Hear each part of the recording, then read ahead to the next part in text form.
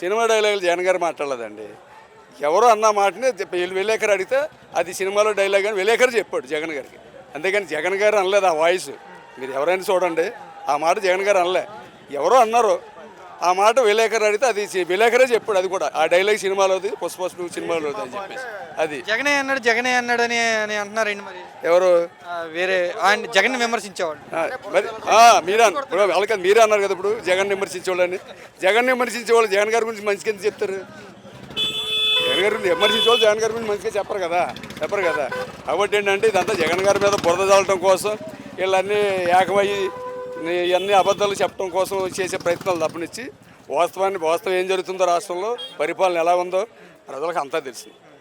సంవత్సరానికి ఈ గవర్నమెంట్ కూటమి ప్రభుత్వానికి ఏం పేరు పెడతారు మీరు? వాళ్ళేం మాది మంచి ప్రభుత్వం అని చెప్పుకుంటున్నారు వాళ్ళు. మీరేం పేరు పెడతారు? గవర్నమెంట్కి ఏం పేరు పెడతాం? అబద్ధపు గవర్నమెంట్ అనే పెడతాం. అంతకుమించి ఏం పెడతాం?